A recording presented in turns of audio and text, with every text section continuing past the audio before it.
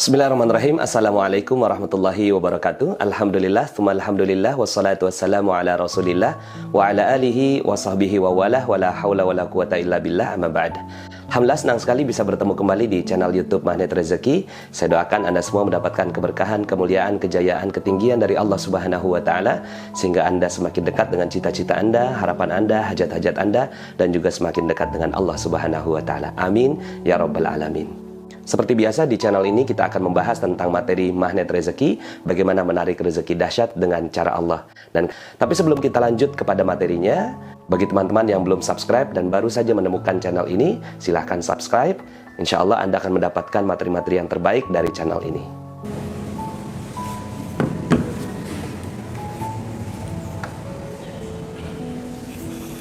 Bismillah. Bismillahirrahmanirrahim. Uhayyikum bitahiyatil Islam. Assalamualaikum warahmatullahi wabarakatuh. Alhamdulillah, summa alhamdulillah, wassalatu wassalamu ala rasulillah wa ala alihi wa sahbihi wa walah wa la hawla wa la quwata illa billah. Ashhadu an la ilaha illallah wa ashhadu anna Muhammadan abduhu wa rasuluhu la nabiyya ba'dah. Allahumma salli wa sallim ala nabiyyina Muhammadin wa ala alihi wa sahbihi wa junudihi wa ansarihi wa man jahada fi sabilihi ila yaumiddin, amma ba'd. Alhamdulillah, segala puji bagi Allah yang telah memberikan nikmatnya kepada kita semua sehingga di hari yang berkah dan mulia ini kita sama-sama diizinkan oleh Allah untuk menikmati salat subuh berjamaah. Dan kita lanjutkan dengan kajian sebelum waktu syuruk. Mudah-mudahan Allah Subhanahu wa taala jadikan hari ini menjadi hari indah, berkualitas, karena kita bangun di dasar ibadah di sisi Allah Subhanahu wa taala. Semoga kita bisa terus seperti ini sampai akhir hayat kita. Amin ya rabbal alamin. Salawat dan salam semoga tercurah kepada junjungan kita Nabi besar Muhammad sallallahu alaihi wasallam beserta para keluarga, para sahabat, dan para pengikutnya hingga yaumil akhir. Yang saya hormati Takmir Masjid Al-Mubarak yang dirahmati Allah, mudah-mudahan dipanjangkan umurnya para pengurus-pengurus takmir dalam keberkahan, rezekinya berkah berlimpah, anak-anaknya soleh-solehah, dan semua amal solehnya di masjid ini dibalas dengan ganjaran berlipat ganda di sisi Allah Subhanahu wa taala.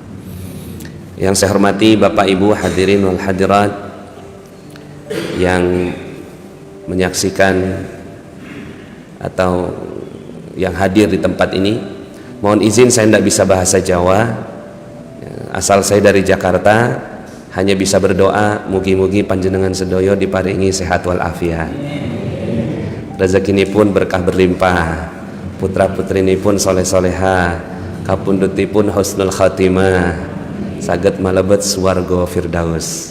Amin Allahumma amin. Hanya itu hafalannya Pak. Setelah itu mohon izin kalau bahasa Indonesia. Hari ini saya diminta untuk membahas tentang keajaiban di bumi Tuban ya. Sebenarnya keajaiban ada di mana-mana ya. Mudah-mudahan pembahasan ya, syukran. Pembahasan kali ini membuat Bapak Ibu hadirin wal hadirat mendapatkan keajaiban dari Allah Subhanahu wa taala. Saya menulis satu buku judulnya Magnet Rezeki. Alhamdulillah buku itu saat ini menjadi #1 bestseller di Indonesia. Alhamdulillah, semua atas izin Allah. Yang saya bahagia itu karena mengalahkan Detektif Conan dan Harry Potter gitu. Ya. Itu yang kita syukuri, ternyata ada buku kita yang bisa mengalahkan buku yang isinya mengandung kesyirikan dan hal-hal yang tidak baik. Kenapa disebut magnet rezeki? Karena dalil Allah Subhanahu wa taala dalam surat Ali Imran ayat 37. Allah Subhanahu wa taala berfirman, A'udzubillahi minasyaitonir rajim. Kullama dakhala 'alaiha Zakaria al-mihrab wajada 'indaha rizqan. قال يا مريم أنى لك هذا قالت هو من عند الله إن الله yarzuqu man yasha'u bighairi hisab. Surat Ali Imran ayat 37. Setiap Zakaria masuk menemui Maryam di mihrabnya, selalu ditemukan makanan di sisinya. Jadi aneh ini, ajaib. Padahal Maryam nggak beli, nggak belanja, nggak masak, nggak kerja, tapi selalu ada makanan di sisinya. Jadi Zakaria heran, karena beliau sudah jadi nabi, tapi tidak dapatkan keajaiban seperti itu. Ini Maryam malah keponakannya dapatkan keajaiban. Ya Maryam, anna laki hadza. Ini dapat dari mana? Kok bisa kamu ini dapat keajaiban? Nah, ini tema kita, keajaiban. Kok bisa kamu dapat keajaiban, ya, dari Allah Subhanahu wa ta'ala? Apa kata Maryam? Qalat huwa min indillah. Semua datang dari Allah. Innallaha yarzuqu may yasha bighairi hisab. Kalau Allah mau kasih rezeki, datangnya secara ajaib. Ya. Nah, ini pembahasannya, keajaiban dihubungkan dengan rezeki, dihubungkan dengan ada apa yang terjadi pada para nabi. Sebenarnya Maryam juga bukan nabi, tapi dapatkan keajaiban. Ya. Akhirnya, ya, Zakaria ingin belajar sama Maryam. Nah, ini yang unik. Nabi malah belajar sama yang bukan nabi. Zakaria lelaki belajar sama yang perempuan. Zakaria sudah lebih senior, umur 90 tahun, belajar sama keponakannya sendiri. Ini yang luar biasa. Makanya di depan saya ini kayak seperti Zakaria ini, ya. Yang ini Maryamnya. Jadi yang diajari sebenarnya di depan saya ini lebih hebat daripada yang ada di depan. Tapi ini karena tugas tanggung jawab, mohon izin, nun sewu. Jadi Zakaria bilang, ya Maryam, tolong ajari aku. Ya. Kok kamu bisa dapat keajaiban seperti itu? Akhirnya belajarlah ini Zakaria dengan Maryam, diajarkan step-stepnya, by stepnya, sampai kemudian akhirnya, kata Zakaria, aku tahu langkah-langkahnya. Di ayat berikutnya 38, hunalika da'a Zakaria rabbah. Setelah mempelajari ilmunya, Zakaria mempraktekannya, kurang lebih begitu. Akhirnya dia berdoa, ya Rabbi, ya, qala rabbi habli min ladunka dzurriyyatan thayyibah innaka sami'ud du'a. Ya Allah, kalau Maryam bisa punya makanan secara ajaib, aku mau juga ya Allah dapat anak secara ajaib. Kenapa dapat anak secara ajaib? Ya, karena Zakaria ini umur 90 tahun. Sementara istrinya mandul, jadi kombinasi yang hampir mustahil punya anak. Mungkin bagi kita, ya, yang punya anak, masya Allah, alhamdulillah, bersyukur. Tapi Zakaria ini sampai waktu tuanya nggak dapatkan anak. Ya. Beliau gelisah, siapa nanti yang akan melanjutkan risalah? Dapat dari Maryam, belajar. Nah, inilah mudah-mudahan hari ini kita open mind. Ada dalam Al-Quran. Ya, kita terbuka pikiran kita, masya Allah, betul ya, ada ya keajaiban. Akhirnya dikasih anak namanya Yahya. Jadi Yahya ini adalah buah keajaiban dari Zakaria. Jadi kalau Maryam ajaibnya itu makanan, Zakaria keajaibannya itu berupa anak. Nah, bagaimana kita membaca surat ini, ayat ini? Karena banyak sekali keajaiban-keajaiban di dalam Al-Quran, tapi berhenti sampai pengetahuan. Oh ya, saya tahu Nabi Musa belah lautan, Nabi Ibrahim diceburkan ke api, apinya jadi dingin, Nabi Sulaiman bisa bicara dengan jin, dengan hewan, dengan semua makhluk Allah, ya. Kemudian Nabi Daud bisa bengkokkan besi dengan mudah, ya. Kemudian Nabi Yunus selamat dari ikan paus, Nabi Isa mengambil tanah liat dilemparkan jadi burung, Nabi Muhammad SAW itu keluar susu dari jari jemarinya. Berhenti sampai situ, tahu ada keajaiban. Untuk apa sebenarnya? Semua keajaiban-keajaiban itu diceritakan oleh Allah kepada kita. Apakah hanya berhenti sampai dibaca, ya, dilakukan, tajwid makhraj bagus? Enggak cukup sampai di situ. Harusnya lebih dari itu. Kalau ibu-ibu di belakang ditanya untuk apa resep masakan, ya, kalau dikatakan untuk dinyanyikan jadi lucu. Ya, untuk apa buku resep masakan? Dinyanyikan Suami datang, "Ma, tolong bikinkan nasi goreng." Cuma nyanyi aja itu. Bahan-bahan, 1 sendok makan bawang merah. Mau semerdu apapun si ibu nyanyi, si suami lapar. Ini Al-Quran resep keajaiban.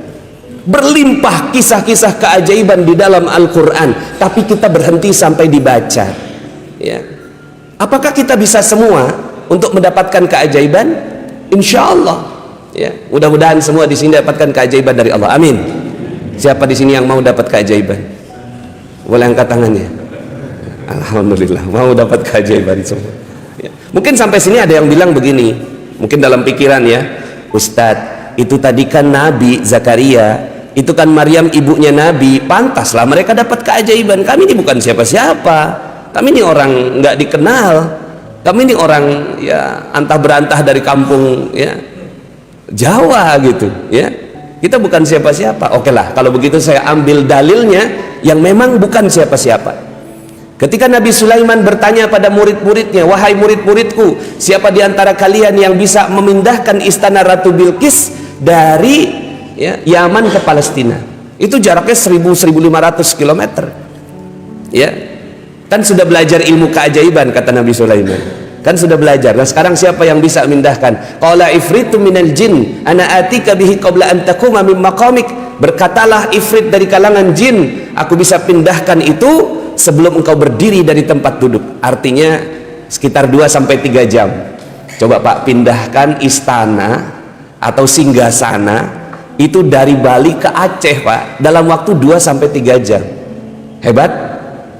Hebat banget ya. Tapi kita bilang begini, itu kan jin, memang jin itu hebat barangkali, tapi ternyata tidak. Setelah itu apa kata Nabi Sulaiman?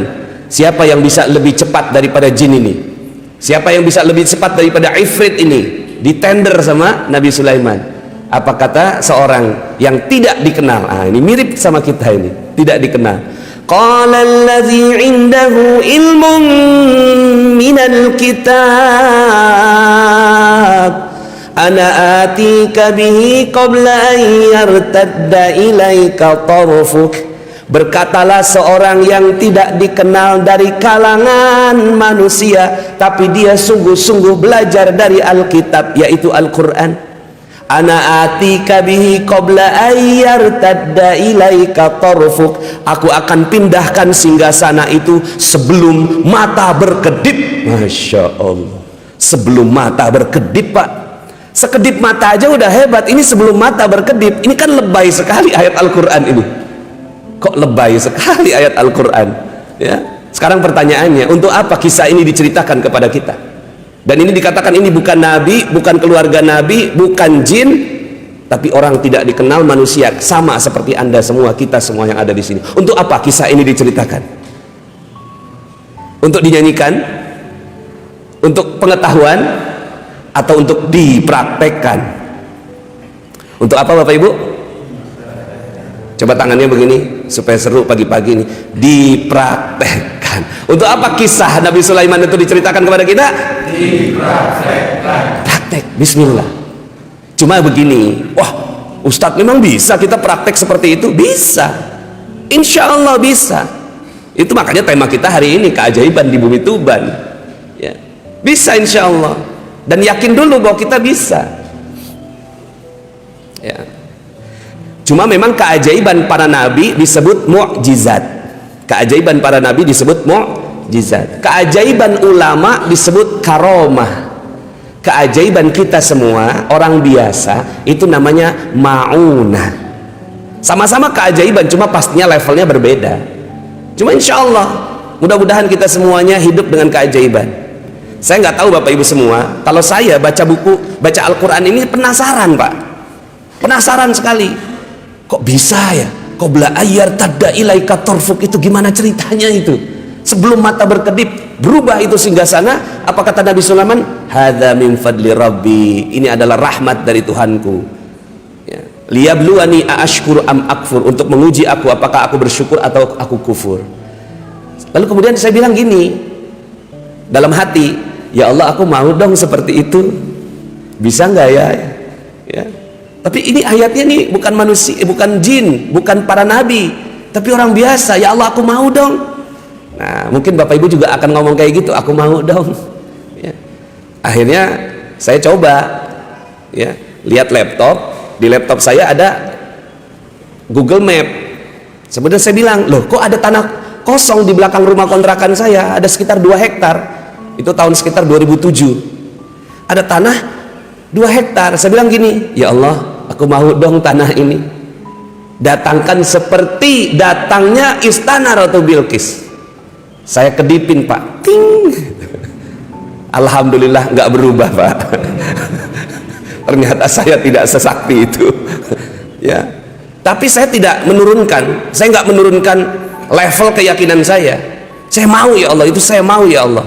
Terserah gimana datang caranya. Beberapa hari kemudian Pak Lurah datang. Pak Nas mau beli tanah nggak? Di mana Pak? Di situ. Oh itu yang saya lihat di Google Map. Boleh deh Pak, saya diantarkan ke pemilik tanahnya. Datanglah saya ke pemilik tanahnya. Ini mohon maaf bahasa Betawi ini. Pak Haji, tanahnya mau dijual. Iya emang, cuma gua kagak tahu nih sertifikatnya di mana. Loh kok gitu Pak Haji? Iya satu lemari sertifikat semua. Ternyata tuan tanah Bapak Ibu. Gua kagak paham yang lu maksud yang mana. Lu datang deh minggu depan, gue siapin sertifikatnya. Minggu depan saya datang lagi, sudah disiapkan 18 sertifikat di atas meja. Ini Pak Haji ini bilang, lu bawa deh semua. Bawa Pak Haji. Bayarnya bagaimana? Maksud saya bayar tuh pola pembayaran, harga, notarisnya siapa, kapan kita ke sana. Baru saya ngomong, bayarnya gimana? Dia balik nanya, emang lu punya duit? Lu sok-sokan mau nanya bayarnya gimana? Kata dia itu Pak Haji gitu. Karena waktu itu saya umur 28 tahun, Pak. 28 tahun masih awam dalam berusaha begitu, ya. Kemudian akhirnya, waduh saya kayak disekak gitu. Emang lu punya duit? Mau jawab enggak, mau jawab punya pasti bohong itu. Mau jawab enggak punya takut enggak dikasih. Akhirnya saya dalam hati itu, ya sudahlah ini cuma sekedar ya latihan ketemu orang kaya, saya bilang gitu. Saya jawab deh tuh, kan dia nanya, emang lu punya duit? Enggak punya Pak Haji. Dia bilang gini, emang gua tahu roman muka lu. Lu kan masih bocah, lu bawa semua. Gue pengen tahu lu bisa bikin apa sama tanah gue. Ya Allah Pak, Bu, 2 miliar itu tanah harganya, 18 sertifikat asli saya bawa tanpa uang 1 sen pun dan jadi perumahan.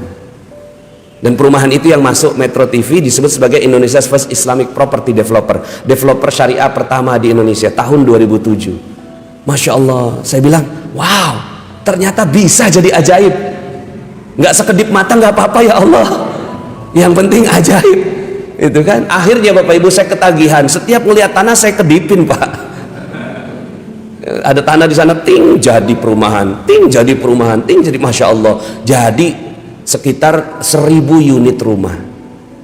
Saya jual-jual itu dapat untung lah, alhamdulillah. Ya. Setelah itu saya coba, ya Allah aku pengen banget ya Allah bolak-balik ke tanah suci.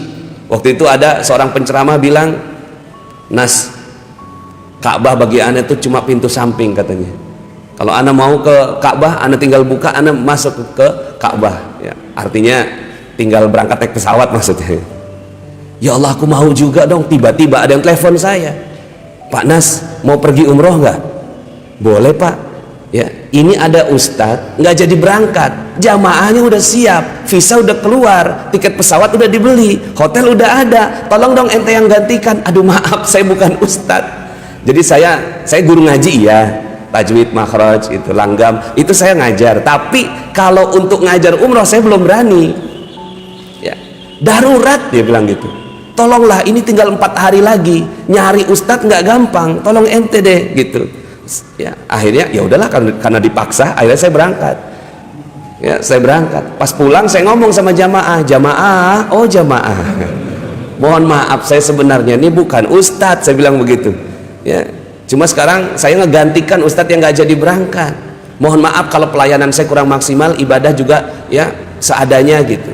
Oh bukan ustadz, iya maaf saya ngomongnya di akhir. Kalau ngomong di awal bapak ibu nggak ada yang mau berangkat. Ya sudah nggak apa-apa ustadz. Ya ternyata ada satu jamaah lapor sama travel, itu ustadznya bagus, pakai aja terus. Akhirnya saya jadi pembimbing umroh, bolak-balik ke tanah suci. Cuma ngomong Bapak, ya Allah aku mau bolak-balik ke tanah suci. Per hari ini 36 kali pergi ke sana. Saya nggak bisa apa-apa. Kehadiran saya di sini untuk fa'amma bi ni'mati rabbika fahaddis. Maka nikmat Rabbmu yang dikasih kepada kamu, kasih tahu orang lain supaya orang lain juga termotivasi untuk sama seperti kamu. Masya Allah Bapak Ibu ya. Maka ternyata bisa. Akhirnya saya coba belajar gimana caranya supaya ini semua orang bisa jadi ajaib. Itulah muncul buku Magnet. Kalau kita bilang semua orang bisa jadi ajaib, kayaknya kayak mistis gitu. Kayak nanti datang pesulap merah ke saya nanti ya. Akhirnya saya pakai judul Magnet Rezeki, karena rezeki kan banyak, bukan hanya uang. Rezeki itu kan kesehatan ya, kemudian panen, kemudian juga keharmonisan, nikmat ibadah itu juga rezeki ya. Bisa tahajud, bisa subuh seperti ini kan rezeki juga. Makanya saya kasih judul Magnet Rezeki. Ternyata buku itu Masya Allah, Alhamdulillah malah jadi #1 bestseller. Nah mudah-mudahan ini kita bisa pelajari ilmunya. Siapa yang mau jadi ajaib? Insya Allah mudah-mudahan kita semua jadi ajaib. Jadi ajaib itu bisa dipelajari Pak, ternyata keajaiban itu bisa dipelajari ya. Dan dalil-dalilnya qat'i, dalil-dalilnya saya sudah pilih dia, dalil-dalil yang Masya Allah ya, semuanya sahih. Contohnya ya, saya akan bahas 3 saja ya, mudah-mudahan sempat ini kita bahas sampai syuruk ya. Insya Allah syuruk itu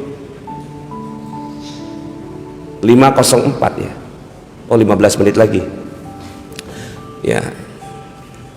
Yang pertama ya, untuk menjadi ajaib saya mau tanya dulu di sini, siapa yang mau dapat, mohon izin ya, mohon izin, siapa yang mau dapat harta banyak?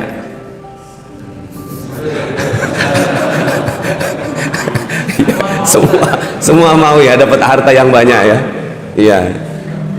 Jadi selama ini kita agak takut-takut ngebahas beginian di dalam masjid. Masa dalam masjid ngebahas uang, masa dibahas di dalam masjid ngebahas harta, padahal dalam Al-Quran ada ya. Tadi ketika saya tanya siapa yang mau dapat banyak harta, semua pada mau. Pertanyaannya, surat dan ayat berapa dalam Al-Quran yang Allah janjikan secara jelas ya, secara jelas Allah akan kasih harta demi harta yang banyak. Banyak yang nggak tahu. Suratnya 71 ayat 12, 71 ayat 12 dalam juz ke-29. Suratnya surat Nuh. A'udzubillahi minasyaitonirrajim. Wa yumdidkum bi amwalin wa banina wa yaj'al lakum jannatin wa yaj'al lakum anhara. Itu ayatnya. Aku akan tambahkan kepadamu harta demi harta demi harta. Nah, itu karena bentuknya jamak. Bukan al-almal tapi al-amwal, bentuknya jamak. Silakan dicek 71 ayat 12. Jadi ternyata Allah janjikan harta yang banyak ya, kepada kita semua. Nah sekarang kan bagaimana caranya untuk dapat harta yang banyak itu? Bukan hanya harta anak-anak ya, kebun-kebun, sungai-sungai yang mengalir, yang membuat kalian itu duduk diam, rezeki banyak datang kepada kamu gitu, ya. Kemudian piye carane? Bagaimana caranya? Untuk dapat bagaimana caranya ya, tarik ke ayat atasnya. Jadi ayatnya tadi 12 ditarik ke 10. Itu caranya. Ya, bunyinya auzubillahi minasyaitonirrajim. Faqultu astaghfiru rabbakum innahu kana ghaffara yursilis samaa 'alaikum midrara. Ya anak kita udah bisa ngikutin. Siapa namanya nak? Dapat hadiah ya, 100.000. Sini. Masya Allah bisa ngikutin tadi beliau. Ya. Ya. Alhamdulillah. Sama-sama. Ya. Ini ayatnya juz 29. Anak kita menghafal kok. Ya. Anak kita, wa yumditkum bi amwalin, aku akan tambahkan harta demi harta. Bagaimana caranya? Caranya faqultu astaghfiru rabbakum, minta ampun kalian kepada Allah. Kalau sudah aku ampuni, yursilis samaa alaikum midrara, akan diturunkan hujan yang lebat. Ini pertanda rezeki.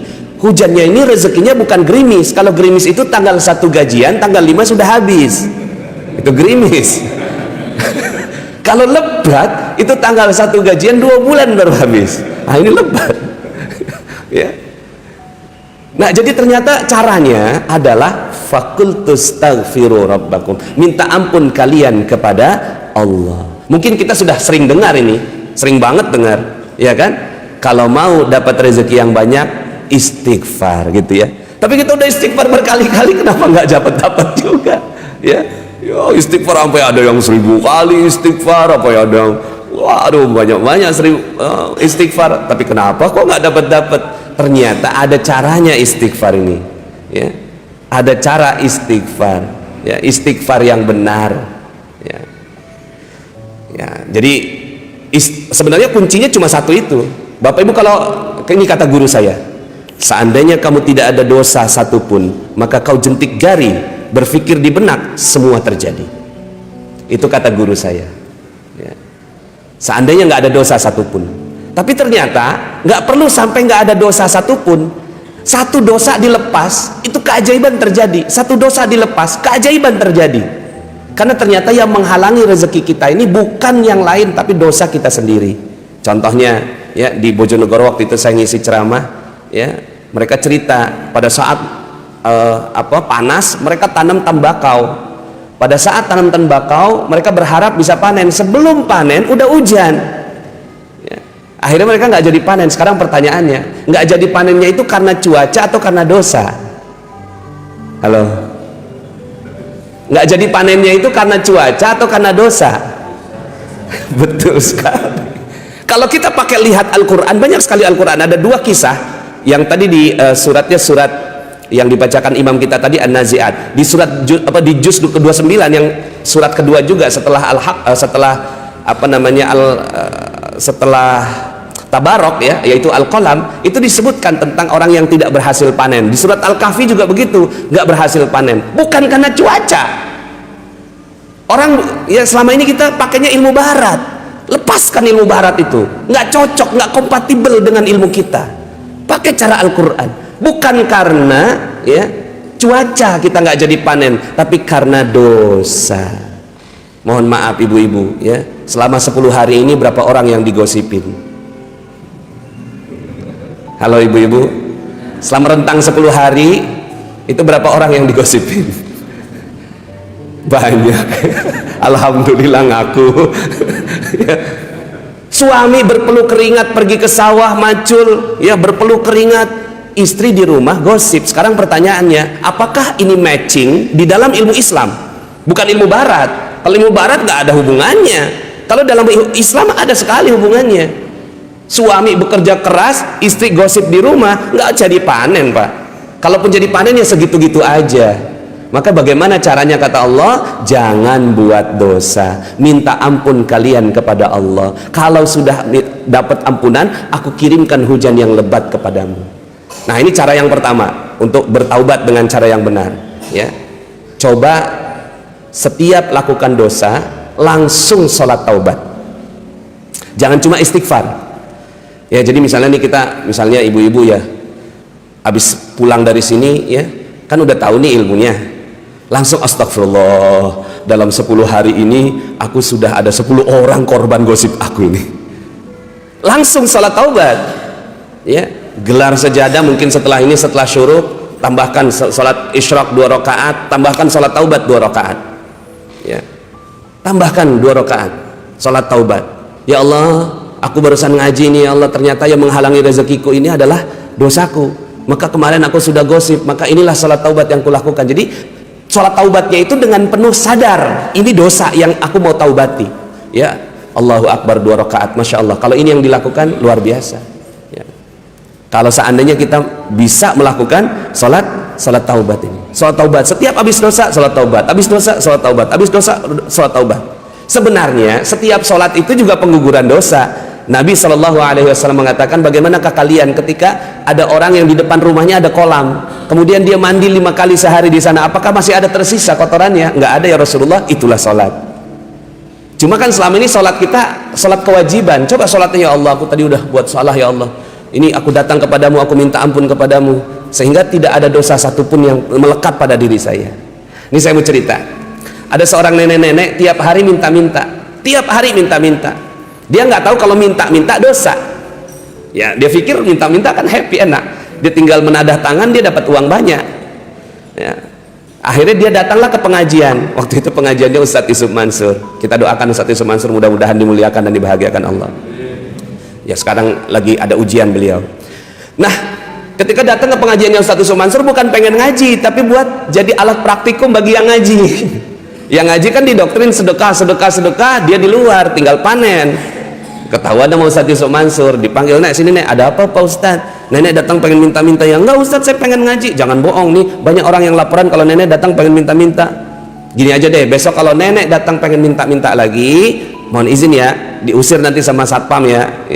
Tapi kalau besok nenek datang pengen ngaji, silakan deh ngaji. Akhirnya besoknya datang lagi, cuma berubah niat. Nah, ini berubah niat ini yang penting ya. Ketika dia berubah niat, dia ngaji, suatu hari ada Ustadz Yusuf Mansur, ada saya, ada tuh si nenek ngoceh-ngoceh depan Ustadz Yusuf Mansur ya. Kata Ustadz Yusuf Mansur, "Udah Nek, gak usah banyak ngomong nih, gue mau kasih duit 250.000 ya. Tapi bukan buat nenek semua, 190.000 bagiin ke orang lain sebagai sedekah, 60.000 untuk nenek sebagai ongkos bagikan sedekah." Paham? Nggak paham Ustaz. Mungkin shock dia mau dikasih duit ya. Akhirnya ngomong sama saya, "Nas, terusin ya Nas."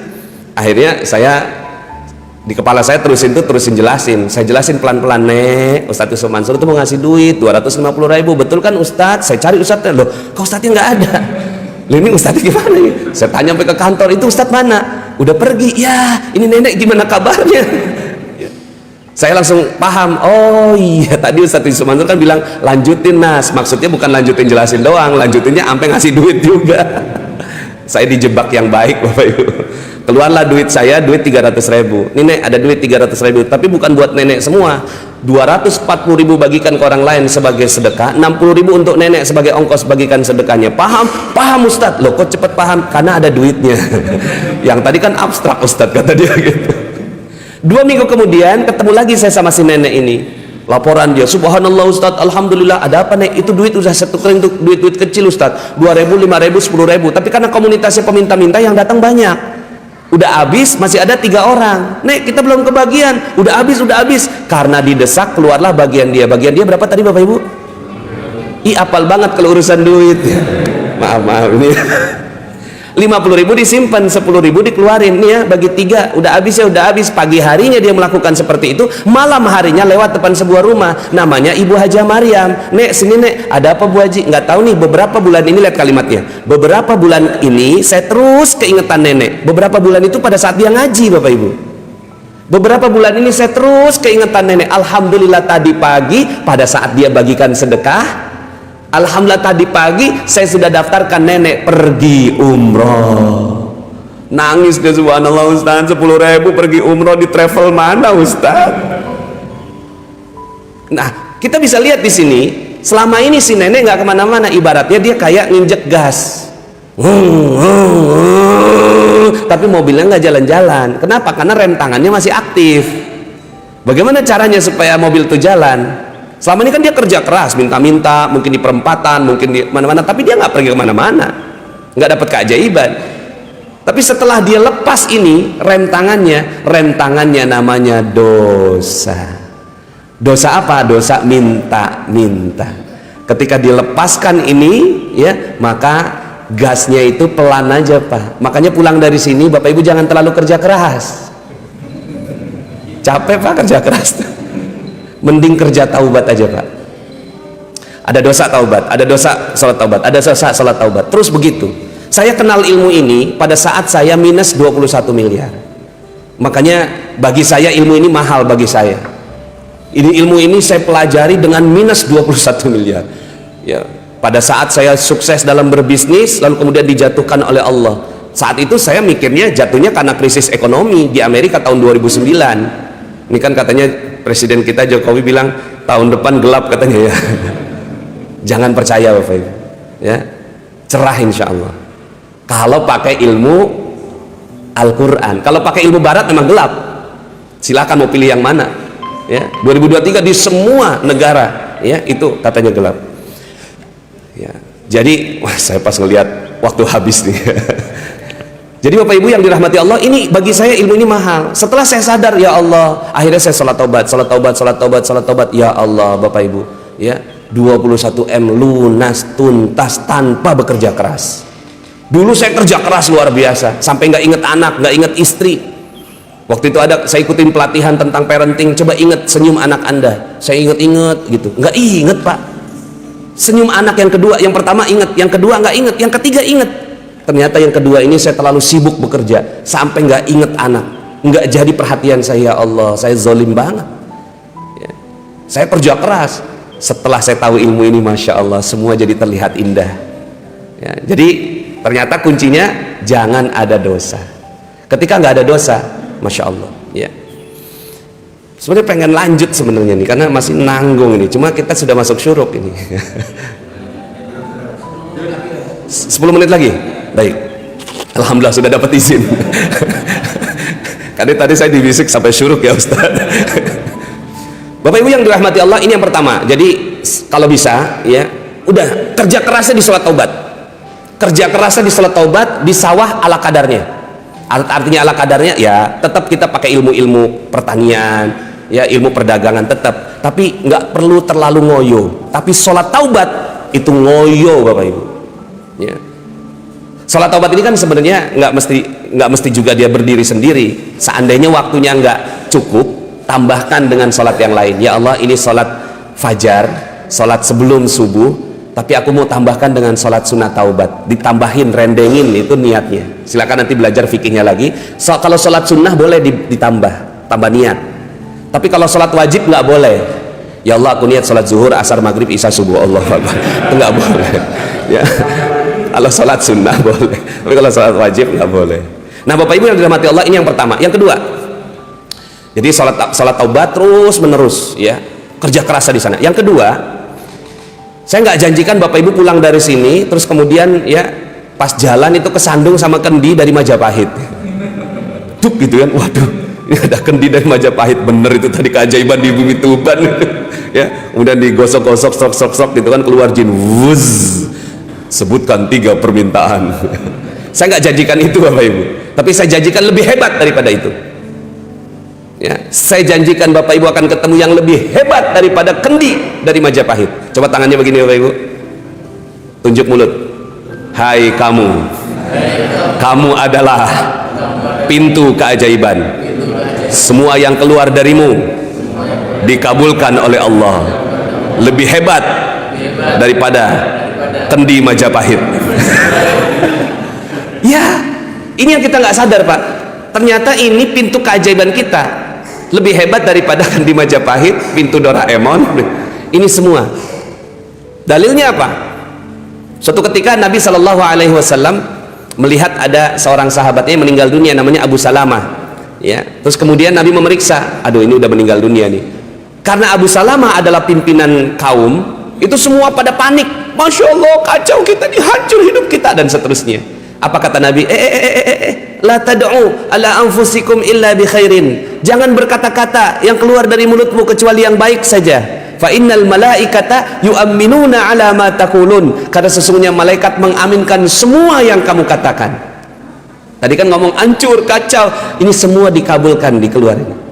Apa kata Ummu Salamah? Astagfirullah, kalau gitu aku minta yang lebih baik. Beberapa bulan kemudian Ummu Salamah dilamar sama Rasulullah SAW. Lebih baik nggak gantinya? Lebih baik, jauh lebih baik. Maka Bapak Ibu, ini adalah pintu keajaiban di bumi Tuban, di sini. Maka ini keluar yang baik-baik saja. Contoh ya begini ya, ada orang datang sama saya, Pak Nas, hidup saya hancur. Kalau saya nggak berani ngomong gitu Pak. Kata malaikat, amin. Saya nggak berani. Ada orang yang terlalu berani ngomong, aduh Pak Nas, hidup saya hancur. Kalau saya kan dia curhat. Wow, keren, saya bilang gitu. Bingung dia, loh kok keren Pak Nas? Ya coba cerita ada apa? Saya banyak utang Pak Nas. Ya, wow dahsyat. Pak Nas mah keren dahsyat aja gitu. Ya coba cerita berapa emang? 200 juta Pak Nas. Ini orangnya besok datang nagih Pak Nas, bawa polisi. Saya mau dipenjara kalau nggak ada uangnya Pak Nas. Tolong saya Pak Nas, saya pinjam barang sedikit. Ada 4 ya kata yang dia ulang-ulang tuh, hancur, utang, polisi, penjara. Dan biasanya orang kalau lagi galau, hancur, utang, polisi, penjara, hancur, utang, polisi, penjara. Jadi zikir. Jadi wiridnya bukan subhanallah tapi hancur utang, polisi penjahat. Saya bilang gini, kamu mau nggak langsung hidupmu ajaib besok? Maksudnya Pak Nas, iya benar, kamu besok ajaib hidupnya. Gimana caranya Pak Nas? Ya saya terangkan lah, la tadu ala anfusikum, ya, fa innal malaikata yu'minuna. Kamu nggak boleh ngomong gitu, ngomongnya gini, lunas. Belum Pak Nas, udah pura-pura dulu, karena pura-pura ini bisa jadi doa, ya, jadi doa. Doanya apa? Lunas. Tapi itu apa Pak Nas? 200 juta itu kan utang saya. Bukan, itu bukan utang, itu amanah. Sama aja Pak Nas, beda. Ya, coba sekarang ngomong amanah. Coba ngomong utang. Itu sama loh maknanya, cuma nyebutnya nggak enak. Yang amanah kita nyebutnya enak. Jadi saya bilang sama dia, kamu jangan sebut utang, kamu sebutnya itu amanah. Amanah kamu 200 juta, tapi hati kamu sudah lunas. Oh gitu ya Pak Nas. Nah sekarang malam ini saya bilang, kamu sholat taubat. Sholat taubat karena pernah beramanah, berhutang. Sholat taubat. Itu dosanya apa Pak Nas? Iya dosa. Orang yang berhutang atau orang yang ngamanah itu adalah orang yang metik buah sebelum waktunya. Iya, itu dosa itu. Ya. Mangga baru segini udah dipetik, ya nggak boleh, ya, dosa. Sholat taubat. Akhirnya sholat taubat lah dia. Setelah sholat taubat kamu zikir kamu gini, lunas amanah, lunas amanah, lunas amanah, lunas. Pak Nas, itu kan bahasa Indonesia, pakai yang bahasa Arab. Sebenarnya itulah inti dari subhanallah. Saya bilang maha suci Allah, semuanya baik. Coba kan ente nggak ngerti, ente sekarang lagi kepala ente lagi mikir yang nggak bagus, ganti dengan apa yang ente fahami. Ya, nanti kalau ada apa-apa gimana? Udah pokoknya ente besok datang lagi, ya, dikerjain sama dia. Besoknya datang lagi, panas, alhamdulillah. Gimana, udah lunas? Belum. Lah kenapa ente bahagia? Itu panas, orangnya nggak jadi bawa polisi. Itu dia, saya bilang kamu langsung jadi ajaib. Maksudnya apa Pak Nas? Kemarin itu kan kamu manggil polisi, polisi datanglah, penjara datanglah, diganti dengan lunas amanah. Ya, maka malaikat cuma ngaminin lunas amanah, polisi nggak ada. Oh gitu ya Pak Nas. Terus gimana? Dia ngomong apa? Dia ngomong kasih waktu Pak Nas. Baik banget ya orang itu ya, ngasih duit lagi. Enggak Pak Nas, cuma ngasih waktu. Ingat, time is money. Waktu adalah uang. Kamu dikasih waktu berarti kamu dikasih uang. Iya juga ya. Akhirnya optimis Pak. Hanya dari mulut nih, hidupnya optimis. Saya bilang terusin, saya bilang lanjutin. Lunas amanah, lunas, tokonya rame, masya Allah. Itu konsumen datang berduyun-duyun, itu karyawannya jujur. Terus kemudian juga ada orang yang narok barang ke dia, sistemnya konsinyasi, dia nggak perlu modal, masya Allah, rame. Ya. Dan itu ribuan kisah seperti itu saya ceritakan di Telegram saya, di YouTube saya. Di YouTube saya ini ada yang kemarin barusan 15 miliar lunas, pakai cara Allah. Ya. 15 miliar lunas. Ya, di YouTube saya, nanti Bapak Ibu silahkan ke Nasrullah Magnet Rezeki, karena waktu saya sudah habis. Nasrullah Magnet Rezeki, ya, silahkan dilihat videonya, share, like, and subscribe. YouTuber ini. Ya. Jadi Bapak Ibu yang dirahmati Allah, ternyata cara kedua ini adalah ini. Semua yang keluar dari sini itu akan dikabulkan, maka hati-hati, hati-hati keluar. Contohnya gini ya, saya sakit, mau sembuh, pergi ke rumah sakit. Dua kata sakit diulang, kata sembuh cuma satu. Tiga-tiganya dikabul. Ya, tiga-tiganya dikabul. Makanya hati-hati. Kalau kita mau semuanya mau cepat sembuh gimana? Saya nggak enak badan, mau sembuh, pergi ke rumah sehat. Loh, coba tanya. Kita kan ketawa ya. Loh kok rumah sehat? Kayaknya kok aneh, janggal. Tanya sama guru bahasa Arab di sini. Ya, orang kalau mau sembuh di Arab perginya kemana? Mustashfa. Mustashfa ini artinya tempat orang sehat. Lah kenapa ke Indonesia diterjemahkannya rumah sakit? Ini siapa yang bertanggung jawab ini? Itu kalau Al-Quran langsung reject Pak, terjemahan nggak bener gitu. Lah ke Indonesia rumah sakit, ini siapa yang bertanggung jawab? Reject itu langsung. Kalau Al-Quran reject langsung. Ya, udah nggak bisa dipakai itu Al-Quran. Masa ke Indonesia jadi rumah sakit? Ini siapa yang bikin ini? Kecuali penjajah pengen bikin kita semua begini, maka kita nggak usah ngikut, karena ada undang-undangnya segala macam. Kita ngubahnya juga nggak gampang. Ubah aja di sini. Aku mau pergi ke rumah sehat. Emang orang bilang, ih, ke rumah sehat. Ya. Termasuk kata susah Pak. Susah ini orang menyebutnya 50 kali sehari.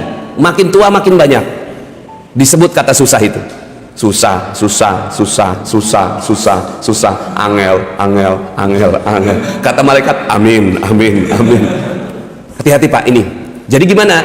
Caranya adalah ubah kata susah menjadi tidak mudah. Ya, kenapa? Karena malaikat nggak kenal kata tidak, kata jangan.